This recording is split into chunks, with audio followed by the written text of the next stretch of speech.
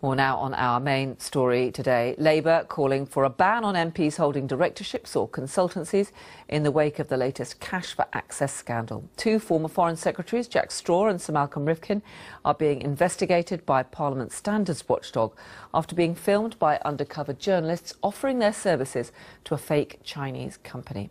Well, to discuss whether MPs should have work outside Westminster, I'm joined by Ken Olisa, a former member of the Independent Parliamentary Standards Authority, who is with me in the studio, and Mark Littlewood, Director General of the Institute for Economic Affairs, who joins us from Westminster. Thank you both very much indeed for joining us.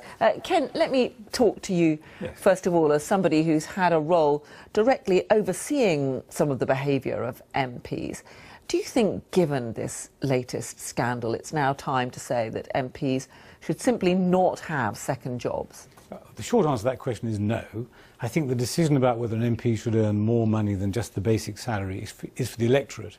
If the electorate want to vote somebody who's a dentist and carries on being a dentist, or a barrister, whatever, that should be their choice, rather than a regulator, as IPSA is, or a party making that decision. So that was a long no, but still a no.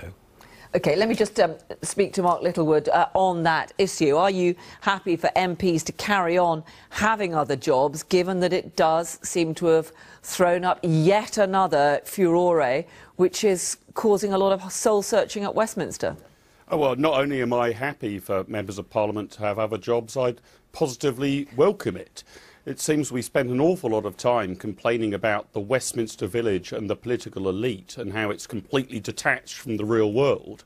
And then suddenly, out of the other side of our mouth, we say these people shouldn't have any attachment to the real world. They can't be directors or consultants or potentially dentists or lawyers or accountants. Shouldn't they be spending all their time, though, representing their constituents and making sure that the laws work properly? Well, how much of their time? I mean, I would actually quite like to see members of Parliament spending less time regulating and legislating the lives of the rest of us, and rather more time understanding how the real world works, whether that's being a dentist or a graphic designer or helping to run a family business. If you go down the route of banning second jobs, so you can't do anything else other than be a member of Parliament, you can't earn a penny elsewhere, you can't help your local family business, the local corner shop your family might earn, you can't do that, you can't actually engage in the legal profession in any size, shape or form, that is a recipe for the political elite becoming yet more detached. I would actually like to see the House of Commons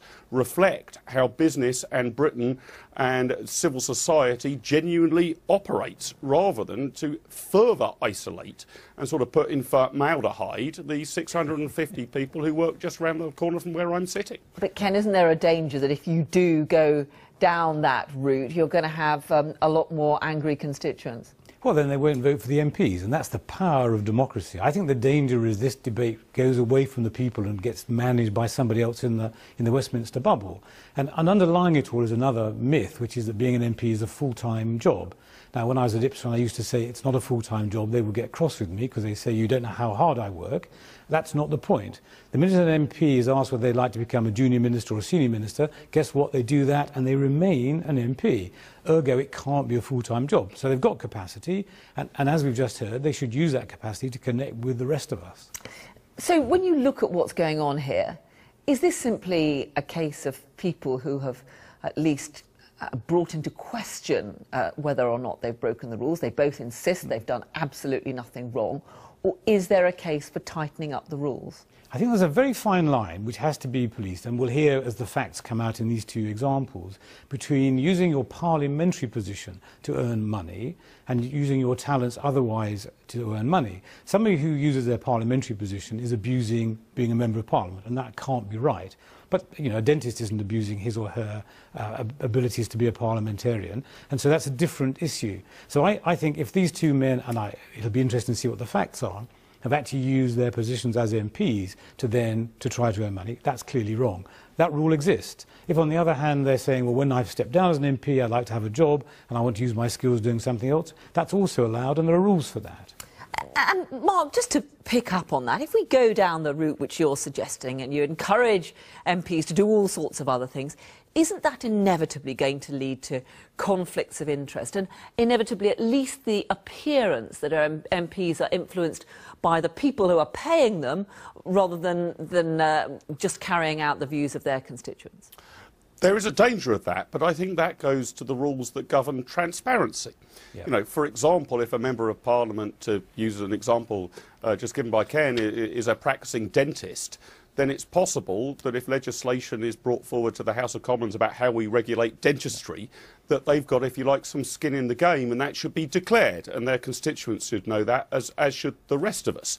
So we've got to be transparent about what our members of Parliament are doing, and whether you're a dentist or own a small shop or a doctor or a lawyer or an accountant, we need to know why these people are doing things. But to my mind, that goes to being honest about declaring your interests. Look, one can't prejudge how the issue around Straw and Rifkind will pan out, but it also strikes me as unremarkable that two previous foreign secretaries are extraordinarily well connected with regard to all sorts of ambassadors and everything else. That would be something that I presume they've acquired in their career.